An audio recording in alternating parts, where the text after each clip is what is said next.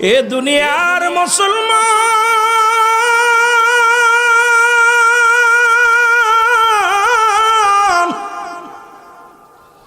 আমি মরণের কথা বলতেছিলাম গো। ঈসা ইবনে মরিয়াম আলাইহিস সালাম ঈসা নবীকে ডাক দিয়ে বলে, বাবা ঈসা, আমার জন্য কিছু ফল নিয়ে আসো। ফল আনার জন্য ঈসা নবী যখন রওনা দিছে, এদিকে আজরাইল আলাইহিস সালাম মরিয়াম আলাইহিস সালামের কাছে হাজির হয়ে গেছে। মরিয়ামকে সালাম দা, আসসালামু আলাইকুম মরিয়াম। মরিয়াম কয়, ওয়ালাইকুম আসসালাম। কে রে তুমি? তোমার তো চিনলাম না। আজরাইল কয়, মরিয়াম রে, তুমি আবার ঠিকই চিনবা। এরে আমি আজরাইল,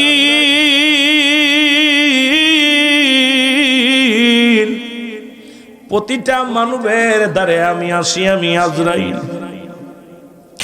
মরিয়াম আলাইহিস সালাম বলে, আজরাইল কি সমাচার বলো? বলে, মরিয়াম রে, রব্বে কারিম আমারে পাঠা দিয়েছে, এখনই তোমার রূহটা বাইর করতে হবে, জানটা বাইর করতে হবে। মরিয়াম আলাইহিস সালাম বলে, আজরাইল, এই মাত্র আমার কলিজার টুকরা ঈসা বাজারে গেছে ফল আনতে রে বা, আমাকে একটু সুযোগ দাও, আমার কলিজার টুকরা আসুক, আমি দুটি কথা বলে যাব। আমার ঈসার বাবা নাই, আমি বাবা, আমি মা। কোন বিপদে যখন আমার কলিজার টুকরা পড়ে যেত, আমি তারে বুঝাইতাম। আমি দুঃখিনী মা যখন চলে যাব, আমার বেটারে কি বুঝাইবে? একটু সুযোগ দাও আমার বাবা আসা পর্যন্ত। আজরাইল কয়, না রে মরিয়াম, না না, একটা মিনিট তোমার সময় দিতে পারবো না। মরিয়াম আলাইহিস সালাম অনুনয় বিনয় করে বলে, আজরাইল, আজরাইল রে, আমাকে একটু সুযোগ দাও। আমার কলিজার টুকরা সন্তান আসলে আমি দুইটা কথা বলতে চাই। আজরাইল কয়, সময় নাই, সময় নাই। মরিয়াম আলাইহিস সালামের রূহটা বাইর হয়ে গেল। এর রূহটা যখন বাইর হয়ে গেছে, এর ঈসা নবী এসে দেখেন মা দুনিয়ার মধ্যে নাই রে। মাকে ডাক দে, বলে, মা, মা, মা গো। মা কথা বলে না, মা দুনিয়ার মধ্যে নাই। আল্লাহ রাব্বুল আলামিনের কাছে দাবি করে, রব্বে কারীম, আপনি আমাকে জীবত মৃত্যুটারে জিন্দা বানানোর ক্ষমতা দিয়েছেন, একবার আমার সুযোগ দেন, আমি আমার দুঃখিনী মাকে উঠাইয়া দুই চারটে কথা বলবো মায়ের লগে। আল্লাহ রাব্বুল আলামিন বলে, জিবরিল যা যাও, আমি সুযোগ দিয়ে দিছি। ঈসা নবী যখন মারে ডাকবে, মা ঘুম ভেঙে যাবে। ঈসা নবী ডাকতে বলে, মা, মা। ঈসা নবীর মা মরিয়ম আলাইহিস সালাম লাফতে ওঠে, হাতের মধ্যে ফল।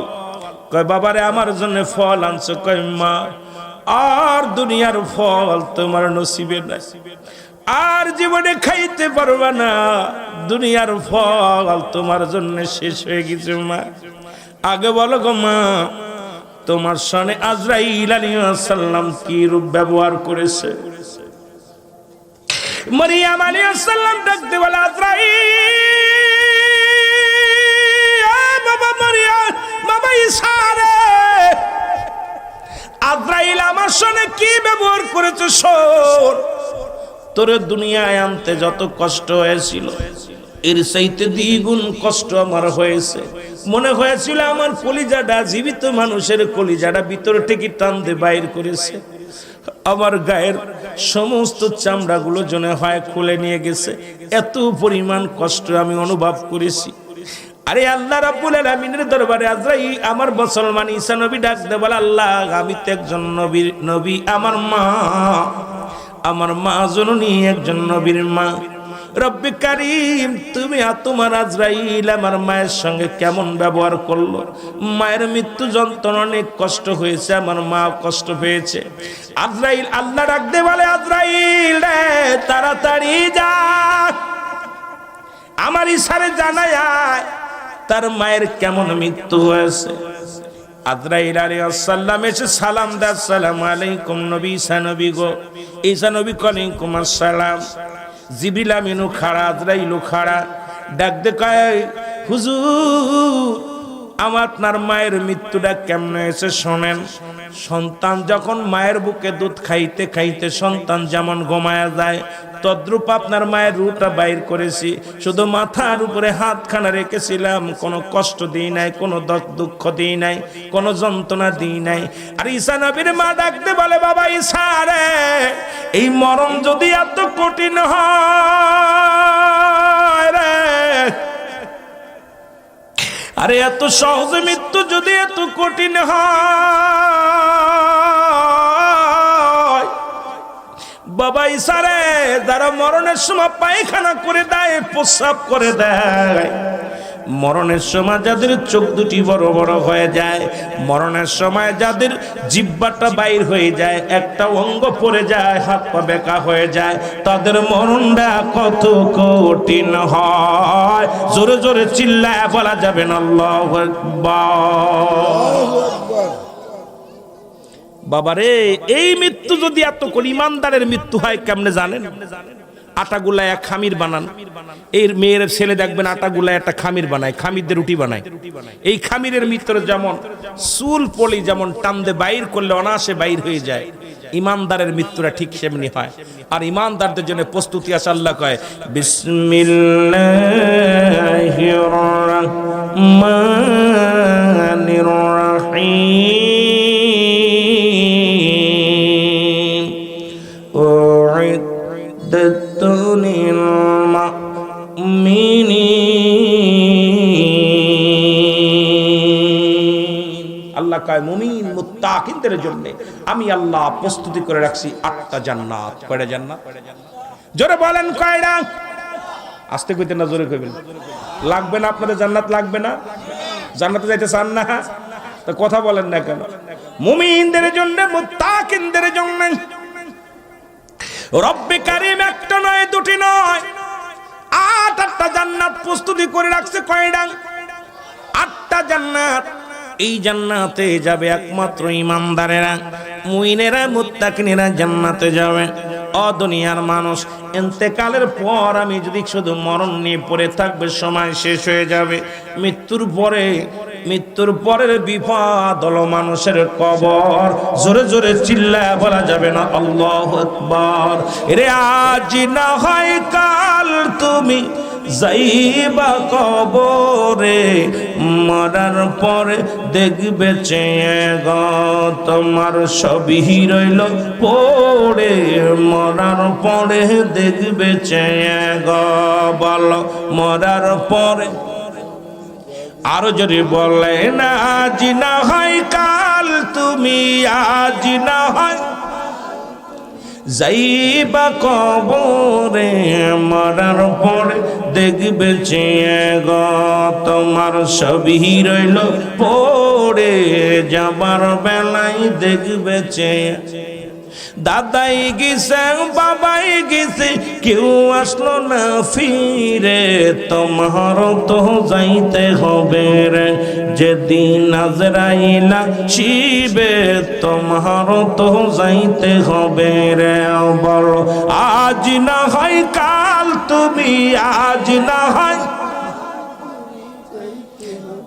বরে, যাবার পরে দেখবে চেয়ে গো তুমি, যাবার বেলায় দেখবে চেয়ে গো তোমার সবই রইল পড়ে, যাবার বেলায় দেখবে চেয়ে।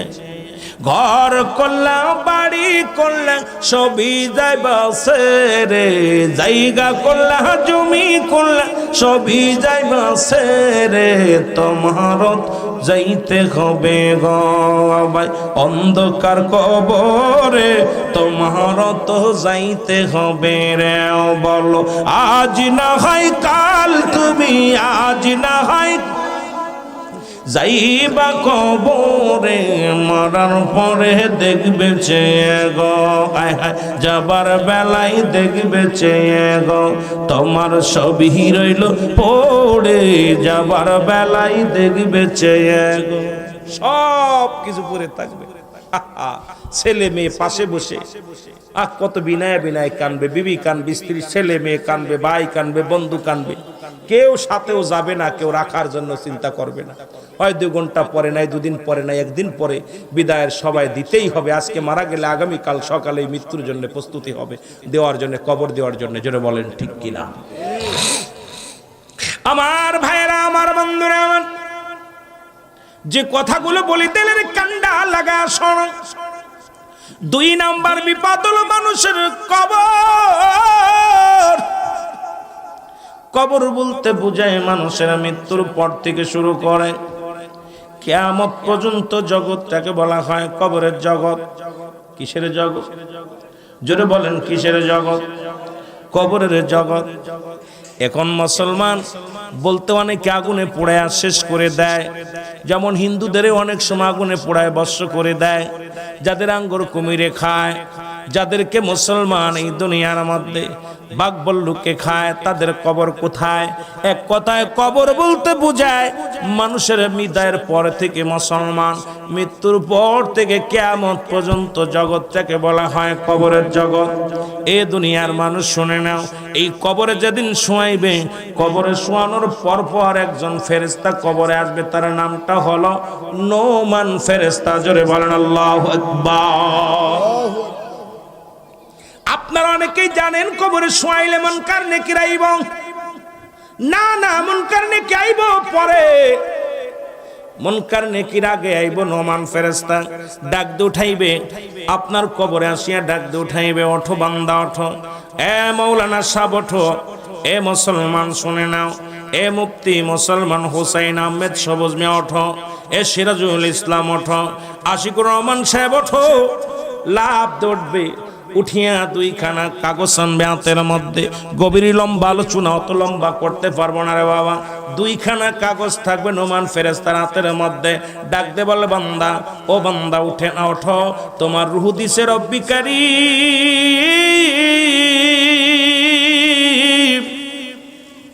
তোমরা দুনিয়ার মধ্যে তোমার বিদায় করে আজরাইল আলাইহিস সালাম তোমার এই 70 বছর 80 বছরের জিন্দেগিটা পরে মুনকার নেকির 2জন ফেরেশতা ছিল, তোমার কইমা কেরামন কাতিবিন 2জন ফেরেশতা তোমার জন্য নিয়োজিত ছিল। তোমার জিন্দেগি ভর যে আমলগুলো করছে, সেই আমলগুলো নিয়ে আমি নোমান ফেরেশতা তোমার কবরের মধ্যে হাজির হয়ে গেলাম। বান্দা ওঠো, বান্দার উঠাইবে, বান্দা তখন উঠবে, উঠিয়া 1খানা কাগজ দিবে হাতের মধ্যে।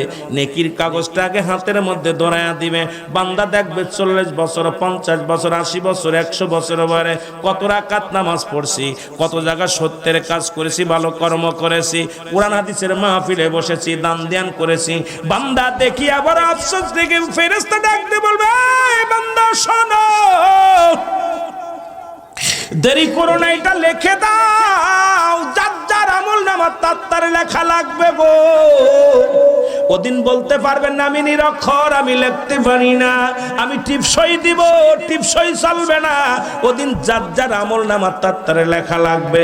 ওই কবরের ভিতরে যেদিন নোমান ফেরেশতা হাজির হয়ে যাবে, আপনার মুসলমান সেদিন অশিক্ষিত আর শিক্ষিত মানুষ নয়, সবার আমল নামা যার যার আমল নামা তার লেখা লাগবে। ওদিন টিপসও চলবে না, সাক্ষ্য চলবে না, আপনার আমল নামা আপনার নিজ হাতেই লেখা লাগবে। জোরে বলো আল্লাহ। আর একটু জোরে বলা যাবে না? এরে বান্দা ডাক দে বলবে, ফেরেশতা রে আমি লিখব কেমনে, আমার কাছে তো কলম নাই, আমার কাছে তো কলম নাই। ডাক দে বলে, বান্দা কলম আছে তোমার ডান হাতের শাহাদত আঙ্গুল মোবারক। বান্দারে আমার তোদের পায়ে ধরে বলে যায়, বাবা এই হাতের মধ্যে বিড়ি দিস না, এই হাত দিয়ে ঘুষ নিস না, এই হাত দিয়ে সুদ দিস না, এই হাতের মধ্যে মদের বোতল ধরিস না, এই হাত দিয়ে কোনো খারাপ কাজে টাকা পয়সা দান ধ্যান করিস না, এই হাত দিয়ে অন্যায় কাজের দিকে হাত পারিস না। বাবা এই হাতের আঙ্গুল শাহাদত আঙ্গুল মোবারক হবে তোর কলম। বান্দা বলবে, আমি কলম পাইলাম, কালি পাইব কই? ও যুবক দিলের কান্ডা লাগা শোনো গো, আজকে সেই হাতের মর্যাদা জানে না। বাংলাদেশের অধিকাংশ আলেমী এই হাতে চুন খায়। দেখা যায় যারা পান খায় এই শাহাদত আঙ্গুলের চুন মাখায় খায় আর কথা কয়, আরে মৌলবী সাহেব আঙ্গুলেরই মর্যাদা জানিস না, কারণ এই আঙ্গুল দিয়া রাহমাতুল লিল আলামিন চন্দ্রকে দ্বিখণ্ডিত করেছিল শাহাদত আঙ্গুলের ইশারায়। তোর আমার কবরে লেখা লাগবে শাহাদত আঙ্গুল কলম বানাইয়া। এই কলমটা রাখতে হবে, ভালো রাখতে হবে। যদি নষ্ট হয়ে যায় লিখবি কেমনে? কলমের বল ফেলাইলে চলবে না, কলমের কালি না থাকলে চলবে না। কলমটাকে পবিত্র রাখার দরকার আছে কি না? জোরে জোরে চিল্লায় বলা যাবে না, আছে কি না? ও যুবক শুইনালাম, বলবে বান্দা, বলবে আমি কলম পাইলাম, এখন কালি পাবো কই? ডাকতে বলবে বান্দা শোনো, কালি হলো তোমার মুখের থুতো মোবারক। আমি যুবকদের এই হরি বাবার হবিগঞ্জের যুবকদের পায়ে গড়ে পড়ে যায়। ও মুসলমান, এ মুসলমান শুনে নাও, ইনাতাবাদের যুবকদের আমি অনুরোধ করে বলে যায়, আব্বারে আজ থেকে আর মুখের মধ্যে বিড়িটা টান দিস না, আজ থেকে আর মুখের মধ্যে জর্দা দিস না, আজ থেকে আর মুখের মধ্যে মুসলমান গাঁজা দিস না, মদ দিস না, আজ থেকে মুখ দিয়ে কাউকে গালি দিস না, এই মুখ দিয়ে সুদের কোনো কিছু খাস না, হারাম বক্ষণ করিস না। আমি তোদের পায়ে ধরে বলে যাই রে যুবক, ও যুবক, তোদের পায়ে ধরে বলে যায় এই মুখটারে পবিত্র রাখ, মুখটারে পবিত্র রাখ। মায়ের গর্ভে যখন ছিলা, মায়ের গর্ভে নাভির সনে তোরে নাভিটা জোড়াইয়া দিছে, যাতে করে তোরে কুরক্ত তোমার আল্লাহ তোরে মুখ দিয়ে খাওয়ান নাই। কারণ এই মুখ দিয়ে আল্লাহর জিকির করবে, নবীর দরুদ পড়বে, এই মুখ দিয়ে বাবা মারে ডাকবি।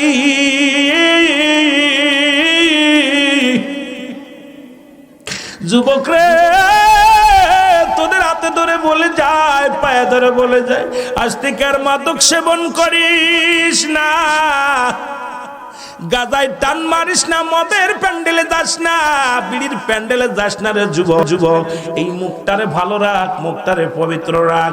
এই মুখের কালি যদি নষ্ট হয়ে যায় আল্লাহর দরবারে কি লিখবি? কবরের মধ্যে লিখতে পারবি না। এই জন্য মুখটারে পবিত্র রাখার দরকার আছে কি না? কষ্ট পাচ্ছেন আপনারা? কথা কন, কষ্ট পাচ্ছেন? আমার ভাইয়েরা, আমার বন্ধুরা, আমার এবার বান্দা বলবে আমি কালি পাইলাম। কয় বান্দা লিখে দাও, লিখবো কেমনে? কবরের ভিতরে 3 টুকরা কাপড়ের কাপড় দেয়া হয়। কয় টুকরা? 3 টুকরা কাপড়ের কাপড় দেয়া হয়।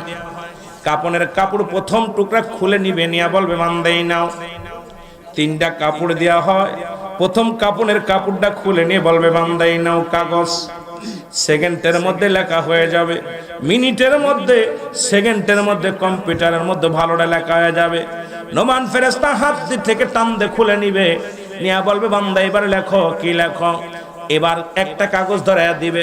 40 বছরের জিন্দেগি কোথায় আপনি ঘুষ খাইছেন, কোথায় আপনি সুদ খাইছেন, কোথায় জিনা করেছেন, কোথায় কোন মহিলা নিয়ে গল্প করেছিলেন, কোথায় আপনি মদের প্যান্ডেলে বসেছিলেন, কোথায় আপনি জুয়ার প্যান্ডেলে বসেছিলেন, কোথায় বেগানা নারী নিয়ে ঘোরাঘুরি করেছিলেন, সব কিছু আপনার সামনে হাজির হয়ে যাবে। বান্দা ডাকতে বলবে ফেরেশতা আমি তো এগুলো করি নাই রে, আমি এই পাপগুলো করি নাই। কত রাকাত নামাজ আপনি ছেড়ে দিছেন, কত অন্যায় করেছেন, সমস্ত অন্যায়ের কথাগুলো ডাকতে বলে বান্দা লিখে দাও। বান্দা বলবে আমি এগুলো করি নাই, আমার মনে পড়ে না এগুলো করেছি। সঙ্গে সঙ্গে ভিডিও ফ্ল্যাশ টান দিবে। আজকে যেমন ভিডিও করা হয় এই ভিডিও ফ্ল্যাশগুলো টান দিবে।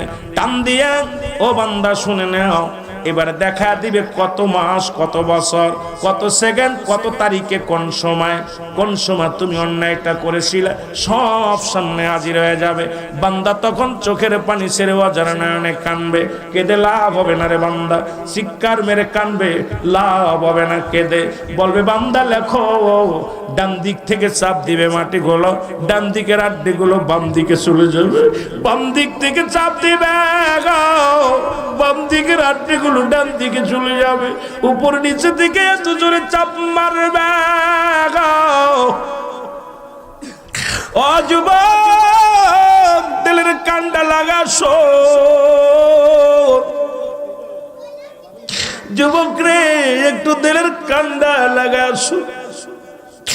বান্দার এমন মারা মারবে, এমন পিটানো পিটাইব, বান্দা এত জোরে চিৎকার মারব, এই চিৎকার গুলো তামাম পৃথিবীর সব মাখলুকাত শুনতে পারবে, একমাত্র মানুষ এবং দানব বুঝতে পারে না, তাদের বুঝতে দেয়া হবে না। কারণ মুসলমান শুনে নাও, আপনার বাবা মার কবরে আযাব হয়।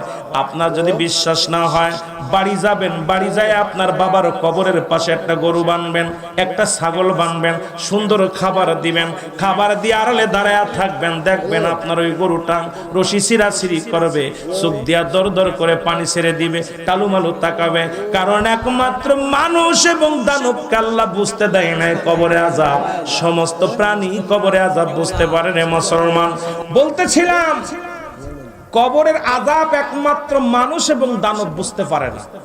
কবরবাসী এত জোরে চিৎকার মারবে, দুনিয়ার মানুষ যদি শুনতে পারত, সমস্ত মানুষগুলো হাততাল করে মারা যেত। আল্লাহু আকবার বলেন। এই মানুষগুলো হাততাল করে মারা যেত, এত জোরে চিৎকার মারবে মাশরিক থেকে মাগরিব পর্যন্ত। এই আওয়াজ এখান থেকে চিৎকার মারবে, সারা পৃথিবীর মানুষ জানতে পারে, কিন্তু আমরা তো বুঝতেছি না। 2 হাত সামনে, 1 হাত সামনে, 5 হাত সামনে আব্বা মারে শোয়ায় রাখছি, কবরে কি হালাতে আছে একবার খবর নিতে পারি নাই। যদি খবর নিতে পারতে, তাহলে তুমি বুঝতে যে বাবা মরণের ওই কবর কি ভয়ঙ্কর। আমার ভাইরা, আমার বন্ধুরা, আমার গভীর মনোযোগ। বান্দার প্রতিটা বদ আমল গুলো তার নিজ হাতে লেখা লাগবে, ভালো আমল লেখা লাগবে। জোরাজুরি করে এমন জোর খাটাবে, এমন মার মারবে, এমন রিমান্ডে দেবে রে বাবা। দুনিয়ার রিমান্ড তো টাকা হলে মাপ পাওয়া যায়। পুলিশ বাইকের যদি গোপনে 2-4 হাজার দেওয়া যায়, আপনার রিমান্ড মঞ্জুর হয়ে যায়। বাবারে আমার থানায় যদি 50,000 মারা যায়, উকিল রে এবারে মারা যায়, তাহলে মাপ পাওয়া যায়। ফেরেশতার কাছে কোনো ঘুষ চলবে না, কোনো সুপারিশ চলবে না, একমাত্র আমল ব্যতীত ওদিন ছাড়া পাওয়া কোনো সম্ভব নয়। আমার বাবারা আমার, ওদিন আপনার আমল হবে একমাত্র সঙ্গের সাথী, আপনার কবরের বাতি, মিজানের সাথী, সব জায়গা হবে আপনার আমলখানা। আজকে দুনিয়ার মানুষগুলো আমরা বুঝতে পারছি না, আমরা বুঝে অবুঝ হয়ে আছি। আজকে কবরে কত দাদারে শোয়াইলাম, বাবারে শোয়াইলাম, আপনজনদের শোয়া দিলাম, এখনো পর্যন্ত আমরা সচেতন হলাম না। আমি আপনাদের অনুরোধ করে যাব, এই চিন্তা যদি মাথার ভিতরে এখনো না আসে রে বাবা, তোমার মতো কপাল মন্দ আর দুনিয়ার মধ্যে কেউ নাই। যেহেতু নিজের আমল নিজেরই লেখা লাগবে, তাহলে আজ থেকে সচেতন হওয়া লাগবে। আমি আর অন্যায় করব না, অন্যায় পথে যাব না, অন্যায় কাজও করব না, মিথ্যা মামলা দিব না, মিথ্যা সাক্ষী কারো দিব না, কাউকে কষ্ট দিব না, কাউকে গালি দিব না, মাদক সেবন করব না, দুনিয়ার মধ্যে ঈমানি হালাতে চলব। আল্লাহ যেন চলার তৌফিক দান করে। জোরে জোরে বলো আমিন। বান্দার বদের আমল যখন বেশি হয়ে যাবে, নোমান ফেরেশতা এই কাগজটা লটকায় দিয়ে যখন গলার ভিতর থুয়ে চলে যাবে, গুড বাই, বিদায়। হে বান্দা, একটু পরে আসতেছে মুনকার নেকির ফেরেশতা, তোমাকে দেখে ফয়সালা দিবে। আহা, বিদায়ের পরপরই মুনকার নেকির ফেরেশতা চলে আসবে কবরে। হে মুসলমান, এসে দেখবে আপনার আমল নামা ভয়ঙ্কর। 80 বছর 50 বছর সুদ খাইছো, ঘুষ খাইছো, কত কত পরিমাণ অন্যায় করছো। দেখার সঙ্গে সঙ্গে বান্দা, এ মুসলমান শোনো না, মুনকার নেকির আসিয়া ডাকতে বলবে, আফসোস বান্দা, 50 বছর হায়াত পালি গো, 80 বছর হায়াত পালি, 60 বছর হায়াত পালি, 70 বছর হায়াত পালি, দুনিয়ার মধ্যে অন্যায় কাজে দিন কাটালি। আরে বান্দা, আবাদান আবাদান চিরস্থায়ী থাকবি। জাহান্নামের দরজাগুলো খুলে দেয়া হবে, জাহান্নাম থেকে হায়ানি পাশের পানি, জাহান্নাম থেকে সাপ বিচ্ছু, জাহান্নাম থেকে অমুসলমান শুনে নাও, জাহান্নাম থেকে যত পাপের যত সাপ বিচ্ছুগুলো ভয়ঙ্কর আযাবগুলো ওই কবর পর্যন্ত আসবে। কিয়ামত পর্যন্ত তুমি আযাবের মধ্যে কবরে থাকবা। আমার বাবারা আমার শুনে নাও, যখন বান্দার দেখবে ভালো আমলটা, জান্নাত থেকে দরজাগুলো খুলে দিবে, জান্নাত থেকে নিয়ামতগুলো কবর পর্যন্ত আসবে, বান্দার আরামে ঘুমাইবে। মুসলমান এমন ঘুমাইবে, চির ঘুমে ঘুমাইবি রে মন, মাসিবে মন কারণে কি। জোরে জোরে চিল্লা বলা যাবে না আল্লাহু আকবার। এমন ঘুমারামে ঘুমাইবেন, শান্তি, জান্নাতের সব শান্তি পাইবেন। এ যুবক ভাইরা শুনে নাও গো, আমি আপনাদের কাছে অনুরোধ করে যাব, 1 নাম্বার বিপদ হলো কবর, 1 নাম্বার বিপদ হলো মরণ, 2 নাম্বার বিপদ হলো কবর, 3 নাম্বার বিপদ হলো কিয়ামতের ময়দান। এদিন তো আরো ভয়াবহ অবস্থা রে বাবা, এদিন হবে বড় ভয়াবহ বিপদ রে আব্বা। ওদিন কিয়ামতের ময়দানে ছেলে মাকে চিনবে না, মা ছেলেকে চিনবে না, ভাই ভাইকে চিনবে না, বন্ধু বন্ধুরে চিনবে না, স্ত্রী স্বামীরে চিনবে না। সবাই বলবে ইয়া সালিম, ইয়া সালিম, আমাকে নিরাপত্তা দাও, আমাকে নিরাপত্তা দাও। মোটু হাত উপরে সূর্যোদয় হবে, মানুষের মস্তিষ্কগুলো গলে গলে পড়বে, জাহান্নামের গায়ের উপর দিয়ে জান্নাতের সেতু হবে। ও মানুষ রে, কত ভয়ঙ্কর হবে রে ওই দিন। আমার বাবারা আমার, কত ভয়ঙ্কর হবে কিয়ামতের ময়দান। কোনো সুপারিশ চলবে না, কোনো দরদি থাকবে না, কোনো বন্ধু থাকবে না। ওদিন একমাত্র রব্বুল আলামিন সেদিন থাকবে, আমার আল্লাহ বিচার করবে। আর একমাত্র উম্মতের দরদি রাহমাতুল লিল আলামিন আপনার আমার একমাত্র দরদি হবে। নবীজিও বলবে মান হাজা রাসূল, আমি কি তোমাদের নবী নয়? আরে আল্লাহর নবীর যারা নবীর প্রেম যাদের অন্তরে থাকবে না, তারা আমার নবীর চিনতে পারবে না। আমার নবী কয় সুকান দূর হয়ে যা, দূর হয়ে যা, তোরে দরকার নাই, দরকার নাই। আরে আমি নবীরে যারা চিনতে পারবে তাদের কপালও দিন খুলে যাবে। আজকে সেই নবীর দলও থাকার দরকার আছে কিনা? জোরে জোরে চিল্লা বলা যাবে না আছে কিনা? এ দরদি বন্ধুগণ,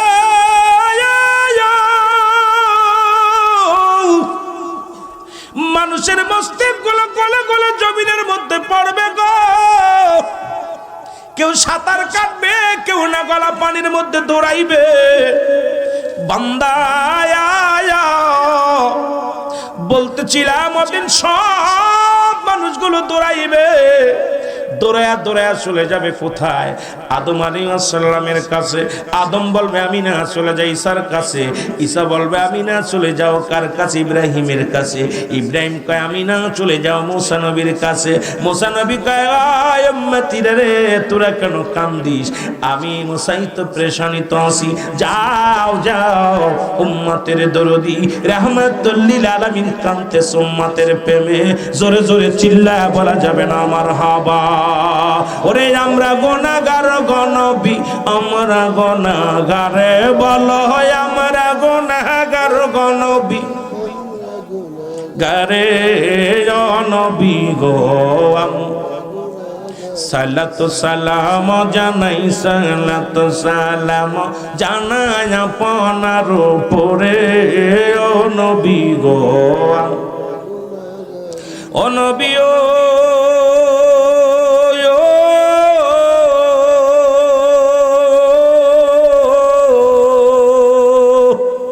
ওর পাপের বোঝা মাথায় নিয়া কান্দি মাওলার দরবারে। দয়াল আল্লাহ করো ক্ষমা, দয়াল আল্লাহ করো ক্ষমা, নবীজির খাতিরে ও নবী গো। আমরা আরো জোরে বলেন আমরা গুনাহগার গনবী, আমরা গুনাহগারে বলো, আমরা গুনাহগার গনবী গারে নবী গো। এ ভাই, এইবার আমার নবীজি একমাত্র দরদি বান্ধব হবে। হাসরের ময়দান হবে ভয়ঙ্কর।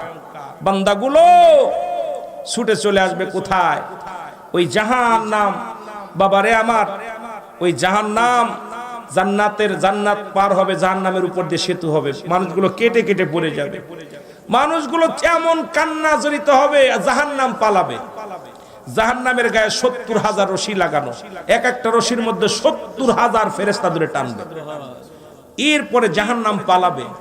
আল্লাহ বলবে, জাহান্নাম কই যাও? আল্লাহ, তোমার বান্দা বান্দির কান্না আমি সহ্য করতে পারছি না, এত কান্নার ভিড়, এত কান্নার আওয়াজ, আমি জাহান্নাম বড় ভয় পেয়েছি, যাই তোদের কান্না দেখে। আল্লাহ বলবে, জাহান্নাম রে, পালায় লাভ হবে না, আমি তোরে বানাইছি নাফরমানি বান্দাদেরকে সাইজ করার জন্য, আজকে পালানোর প্রয়োজন নাই, তোমাকে বানাইছি ওদের সাইজ করার জন্য। সুতরাং ওদিন আল্লাহ হবে খুব কঠোর। আল্লাহ যদি কঠোর হয়, আপনার আমার কোনো বাঁচার মতো পথ নাই। এই জন্য আমি আপনাদেরকে অনুরোধ করব, এখনো সময় আছে, ওই কবরের চিন্তা, হাসরের চিন্তা, মরণের চিন্তা, কিয়ামতের চিন্তা একটু দয়া করে ভাবেন, বসে বসে চোখের পানি ছেড়ে কানবেন, যতটুকু সময় পাবেন আল্লাহর দরবারে কানবেন। আল্লাহ গো, এই দুনিয়ায় পাঠাইছো তুমি গোলামি করতে, এই গোলামরে তুমি জাহান্নামে দিও না। এ আল্লাহ, আমার তুমি মাফ করে দাও, আমার কবরে আযাব মাফ করে দাও, হাসরের ময়দান আমাদের সহজ করে দাও। আল্লাহ যেন আমাদের দয়া করে, সকল বলুন আমিন।